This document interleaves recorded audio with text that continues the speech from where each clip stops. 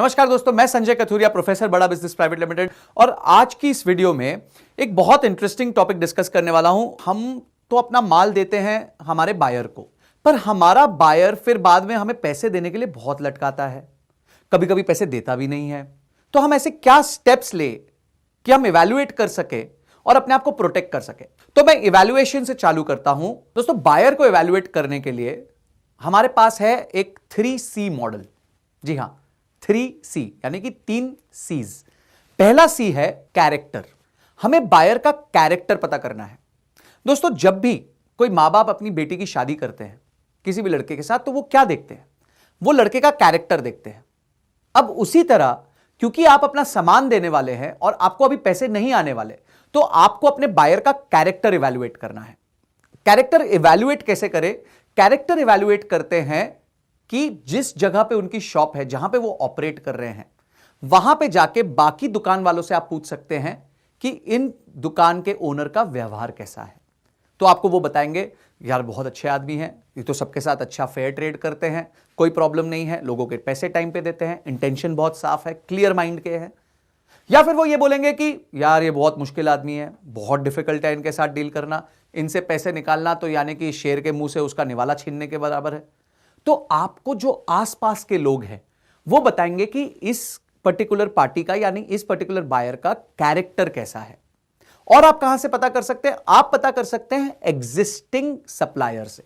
आप पता कीजिए कि उनको माल और कौन सप्लाई कर रहा है, उससे जाके बात कीजिए कि इनका व्यवहार कैसा है, वो टाइम पे पैसे देते हैं कि नहीं देते हैं। इससे आपको पता चलेगा कि इन पर्टिकुलर बायर का कैरेक्टर किस तरह से है, किस तरह से ये व्यवहार करते हैं, क्या ये अपने सप्लायर्स को सताते हैं या ये सप्लायर्स को टाइम पे पैसे देते हैं। तो आपको इन सब के बारे में पता चलेगा, इनका कैरेक्टर इवैल्यूएट करके। कहां से? एक तो जहां पे इनकी शॉप है वहां पे, और जो इनके सप्लायर्स हैं उनसे। दूसरा सी है कैपेसिटी। कैपेसिटी का मतलब क्या है? मेरा कैरेक्टर अच्छा है एज ए बायर, मेरा मन अच्छा है, मैं इंटेंशन भी है मेरे पे पैसा देने का, पर मेरे पास पैसे ही नहीं है, मेरे पास कैपेसिटी ही नहीं है आपको पैसा देने की। तो मैं आपसे बात तो बहुत अच्छे से करूंगा, सब कुछ ठीक करूंगा, आपको पैसा देना चाहता भी हूं, पर मेरे पास पैसा है नहीं। तो कैरेक्टर के साथ साथ आपको कैपेसिटी भी चेक करनी है। अब अगला सवाल आएगा कि हम कैपेसिटी कैसे चेक करें सर, हमें क्या पता अंदर क्या चल रहा है। तो इसके लिए आपको कुछ भी करके उस कंपनी का बैलेंस शीट और P&L रखना चाहिए। अब अगर वो प्राइवेट लिमिटेड कंपनी है या LLP है तो आपको बहुत आसानी से मिल जाएगी। पार्टनरशिप है या प्रोप्राइटरी है तो थोड़ी सी दिक्कत आ सकती है। तो आपको चेक करना है करंट रेशियो। करंट रेशियो का मतलब होता है current assets upon current liabilities, यानी कि क्या कंपनी के पास इतने पैसे नगद हैं, इन्वेंट्री है, अकाउंट्स रिसीवेबल है कि वो अपने सप्लायर्स का पैसा वापस कर सके। यह हमें पता चलेगा कंपनी की बैलेंस शीट से। दूसरी चीज हमें यह देखनी है कि यह कंपनी जो है वो कितने दिन में अपने सप्लायर्स के पैसे वापस करती है। और यह रेशियो जो है ये अमूमन हर बैलेंस शीट में मेंशन्ड होता है एज अ क्रेडिट पॉलिसी। वो बताते हैं कि हम 30 दिन में अपने सप्लायर को पैसा देते हैं, 35 दिन में देते हैं, 40 दिन में देते हैं। इससे आपको पता चल जाएगा कि कितने दिन में यह पार्टी यानी कि यह बायर अपने सप्लायर्स को पैसा देती है। और तीसरी चीज जो आपको नोटिस करनी है वो नोटिस करना है डेट टू इक्विटी रेशियो, यानी कि कंपनी के ऊपर कितना उधार है और कंपनी के पास खुद का पैसा कितना है। जितना कम कंपनी पे उधार होगा उतना कंपनी की क्षमता ज्यादा होगी अपने सप्लायर्स को पैसा जल्दी वापस करने की, और जितना कंपनी पे उधार ज्यादा होगा उतना ही उनकी क्षमता कम हो जाएगी सप्लायर्स को पैसा देने की। तो आपको इन 3 रेशियोज के बारे में पता करना है कि कंपनी का करंट रेशियो कितना है, कंपनी कितने दिन में अपने सप्लायर्स को पैसा देती है, और कंपनी पे उधार कितना है यानी कि डेट टू इक्विटी रेशियो, उधार डिवाइडेड बाय कंपनी का खुद का पैसा कितना है। जब ये 3 रेशियोज आप स्टडी कर लेंगे आपको पता चल जाएगा कि इस कंपनी की फाइनेंशियल कैपेसिटी है या नहीं है। और तीसरा पॉइंट है वो है, तीसरा सी वो है कोलैटरल। कोलैटरल का मतलब यह है कि क्या यह कंपनी आपसे माल लेके कुछ आपको गिरवी रख सकती है, क्या कोई इमूवेबल एसेट है जो यह कंपनी आपको दे दे। तो हमें यह देखना है कि क्या कोई कंपनी आपको कोलैटरल दे सकती है जब आप उनको माल देते हैं। अगर उन्होंने आपको कोलैटरल दे दिया यानी कि आपकी सिचुएशन बहुत स्ट्रांग हो जाएगी। कल को अगर वो आपके पैसे वापस नहीं करते तो आप वो कोलैटरल को मोनेटाइज कर सकते हैं, उस कोलैटरल के माध्यम से अपने पैसे वसूल कर सकते हैं।